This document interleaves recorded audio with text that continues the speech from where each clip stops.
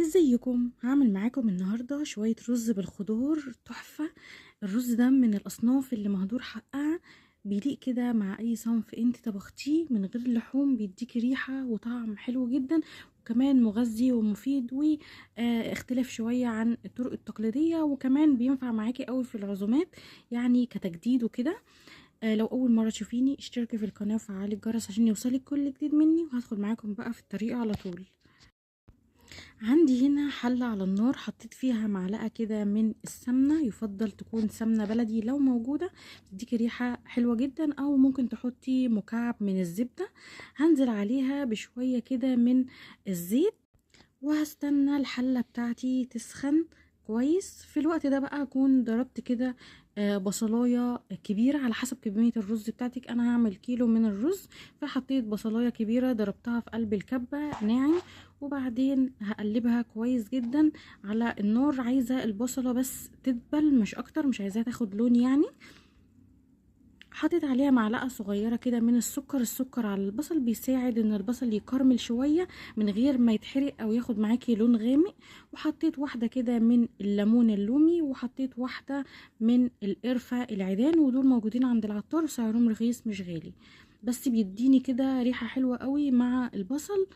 اديت لهم تقليبه كده، وكنت مجهزه عندي الخضار بقى اللي انا هحطه بيليق قوي مع الرز الصنف ده يعني، بسله وجزر. فانا كان عندي ربع كيلو كده من البسله بالجزر، حطيتهم على البصل بتاعي، ووطيت بقى البوتاجاز عندي على الاخر عشان اقعد اقلب في الخضار بتاعي شويه عشان هو مش مستوي.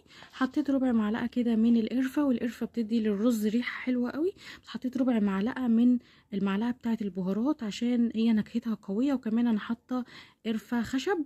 المهم على نار هاديه كده، وهبتدي اقلب كويس جدا. عايزه الخضار بتاعي يعني ياخد شبه تسويه او ربع تسويه. وبعدين غسلت الرز بتاعي وصفيته، وهبتدي اقلب بقى. عليت بقى درجة الحرارة للمتوسط، وهفضل اقلب في الرز والخضار كده على النار مش اقل من دقيقة، دقيقة ونص، عشان الرز معايا يطلع مفلفل. وده كله كمان بيخلي الخضار والرز والبصل بياخدوا من طعم بعض. في الوقت ده انا كنت مجهزه الشوربه بتاعتي. لو عندك شوربه يفضل ان هي تكون شوربه دسمه، او شوربه مركزه طعمها حلو يعني، عشان تديكي طعم حلو قوي للرز. لو ما عندكيش تقدري تحطي مكعب مرقه وميه مغليه، بس انا كان عندي شوربه، وانا ما حطيتش في الرز غير ربع معلقه بس من القرفه، عشان الشوربه بتاعتي كان فيها ورق لورا وحبهان، وكان فيها كمان من السبع بهارات، وكنت حاطه فيها بصل وطماطم وجزر. فالشوربه عندي كانت متنكهه كويس، فمش محتاجه ان انا اضيف كميه توابل كبيره يعني تغير قوي من طعم الرز بتاعي.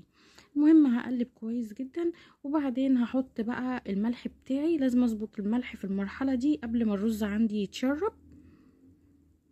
فانا حطيت معلقه كبيره كده من الملح، ولو حابه تزودي الملح انت بقى بتظبطي الملح زي ما انت عايزه.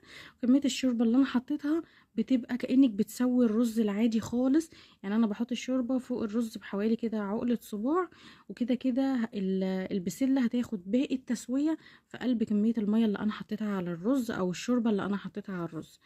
المهم حطيت كميه الملح بتاعي، وبعدين قلبته كويس جدا، وهستنى بقى. مش هغطي الحله بتاعتي الا لما يبتدي الرز كده يتشرب الشوربه، وزي ما انت شايفه كده الشوربه يعتبر شبه اختفت.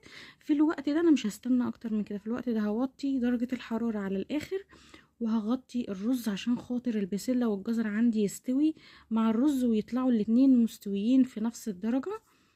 وبعد ما بغطي الرز انا بقى ما بقلبش الرز زي ما انت شايفه كده نفس الشكل اللي كان على البوتاجاز، نفس الشكل اللي انا وريتهولك دلوقتي. انا ما بقلبش الرز اثناء التسويه، خلاص مجرد ما هو وطيت عليه وسبته يكمل التسويه بتاعته، سبته بقى ربع ساعه وبيبان على الرز ان هو استوى. او بمعلقه كده بتاخدي حبه صغيرين بعد مده التسويه زي ما بتسوي الرز العادي، هتلاقي الرز استوى معاكي والخضار كمان استوى معاكي وريحته حرفيا قلب الدنيا.